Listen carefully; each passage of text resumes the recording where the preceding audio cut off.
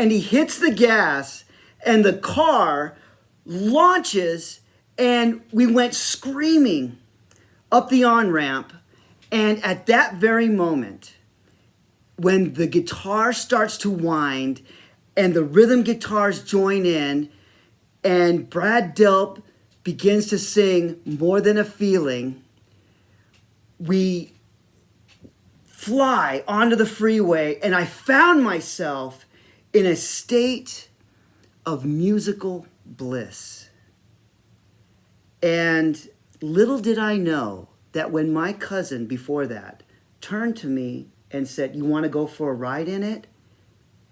Little did I know that this was going to be more than a physical ride.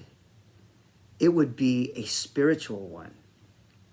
Hello, everybody. My name is Bishop Freesh, and I want to welcome you to my life through music, where I talk about the songs or music that were either there at the time or describes emotions, feelings, or thoughts that I was experiencing at that particular time and place. And the song for these memories is More Than a Feeling by Boston, released in 1976. So I've mentioned my cousins before, who were older than my brother and I.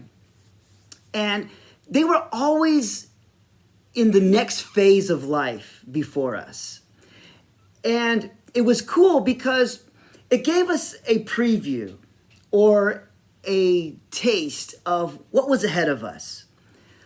For example, things like motorcycles and ATVs, and later on it was cars and dating and girls and stuff like that. So we kind of had an idea of what to expect as life was coming at us. As a matter of fact, I actually have a picture I want to show. I hope this works. Here, if you see, that's my mom and me and my brother. And if you look right there, I've got a cast on my arm, and that was from wrecking on one of their ATCs at the time, the three-wheelers. And so that's what we did. We had fun, we were guys, and we did guy things, man. And it was awesome. And by this time, they had their driver's license, and they were driving and, doing all that stuff. And we were a little bit younger. But my cousin, one of my cousins, was rebuilding a car. And it was, I want to say it was a 1968 Plymouth Roadrunner. And I might be wrong. I probably am wrong on the year. My brother thinks it was a 69. I don't know the difference, but it was somewhere around there.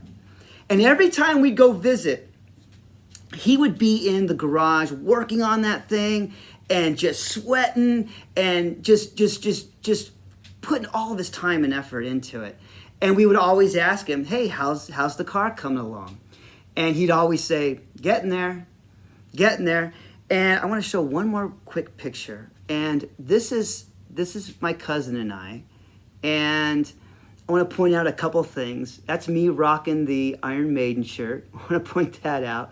And if you look behind him, my cousin, there's a frame of a car there. I don't know if that was the actual car that I'm talking about, because there were so many cars there. They were always working on a car. And then you could see behind was the jack where you could pull out the an engine. And then if you look over here in the corner, there's a toolbox, and inside the garage there was all kinds of tools and toolboxes, and it just smelled like gasoline and exhaust and grease, and it was their domain, So he'd been working on this car for a long time, and he didn't really say much. He just said, "I'm working on it and I'm getting there," until finally it was done. And we had made kind of like a special trip to go see my aunt and uncle and him and his brother and see this car. And I remember on our way there, it's about 35 minutes from where we lived at the time to his house, give or take. But it felt like hours because we were anticipating seeing this car and we couldn't wait. And it took forever. It was on a Saturday and we were getting close to the neighborhood. And I could recognize, I didn't know how to get to his house, but I could recognize when we were getting close. And so I sat up in the back seat and I'm peering through the front seats and I'm looking through the windshield. And we're getting closer to his house up ahead in the distance. And I see a car on the street and I'm looking at it and I'm like, no way. And we're getting closer and closer. And I'm noticing that the hood is finally down. And the car is clean. There's no grease smudged on the sides or on the quarter panel. And it wasn't on blocks. And it was sitting there and it had brand new tires on it, wrapped around these mag wheels. And it was beautiful. And we pulled up and I'm looking at it as we pulled up and I'm like, oh my gosh, this is what you were building. And it was amazing. And we all got there, my dad and my mom and my brother and I, and we filed out of the car and we were just walking around it, checking it out and admiring it. And my cousin was standing there just grinning from ear to ear. Almost to say, I told you so, I told you. And at that point, my aunt, she's like, come on, lunch is ready, let's go inside and eat. And we go inside and we're sitting around in little groups and my cousin is telling, my dad all the things he'd done to it, what he did to, I couldn't even explain it. He was talking about the engine and how he made it faster and all these things. And all I could tell from the body language of my dad was that he was impressed. And this thing must be fast. It must be fast. And so when lunch was over, we went back outside to finish checking out and admiring this car. And again, my cousin is going over, more things that he did to it. And finally, the excitement begins to wear off and people start going back inside the house until finally it's just him and I standing there. And he's standing there with his hands on his hips and he's just looking at it. And he looks over at me and he goes, you want to go for a ride in it? And I was like, yeah, let's go. And so he kind of points and nods to the passenger side and he goes, get in. And he walks around.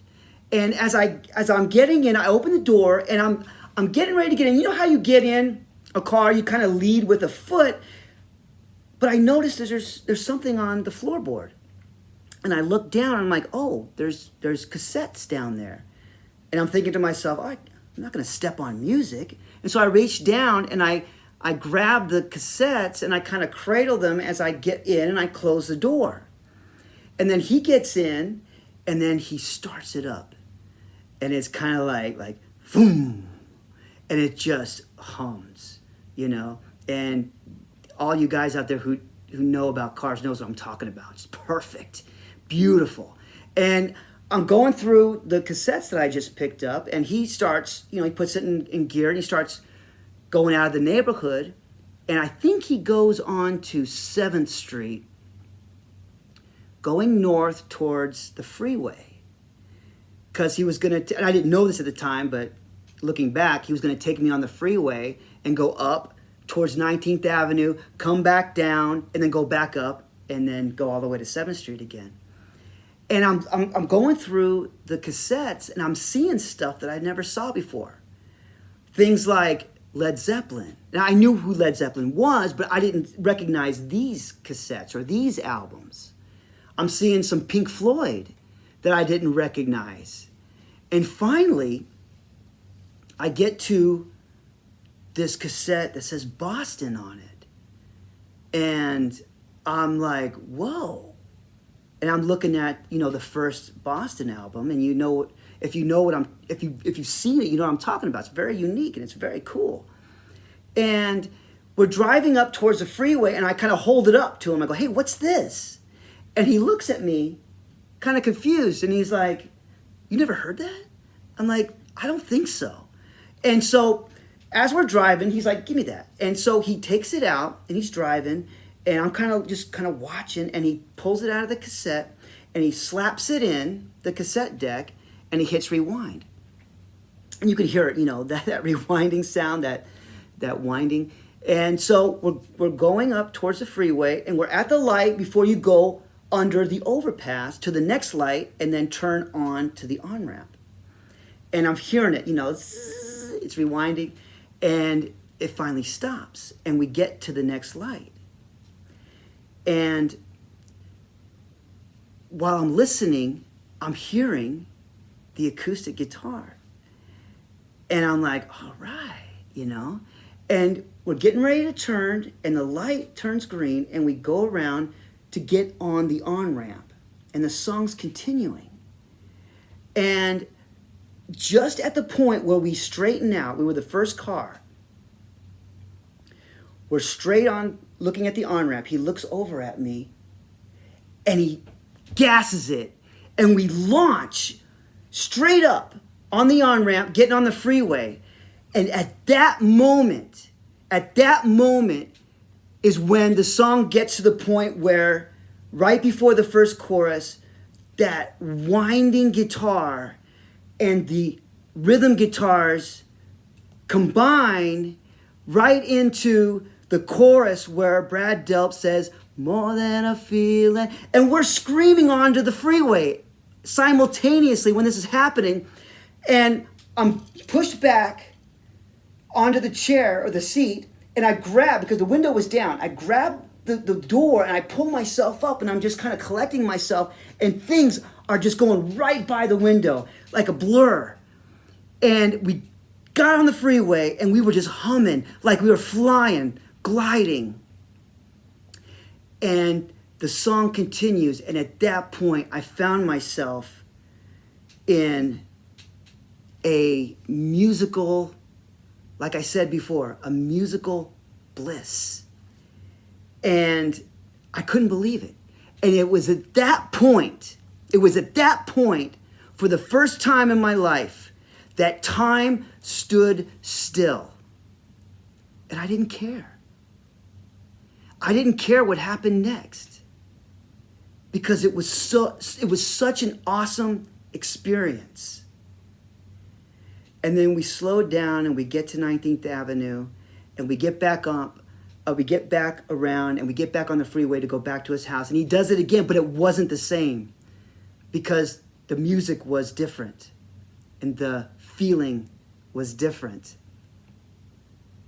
But I remember when I got back to his house and I stepped out of that car, I was not the same. I was not the same person. And we all know that this song is not about cars. It's not about driving fast. It's not about freeways. This song is about a boy and a girl and a song. I closed my eyes and I slipped away. When you hear this song and you close your eyes and you slip away, what do you think about? What do you see in your mind? For me, the first thing that I see when I hear this song will always be my cousin and I racing up that on-ramp while experiencing the perfect and beautiful synthesis of existence and music. And second, what I think about and see, I think of all the quote-unquote Mariannes of my life who have walked away You know, the song says, dream of a girl I used to know. Closed my eyes and she slipped away. I think about them. And I smile.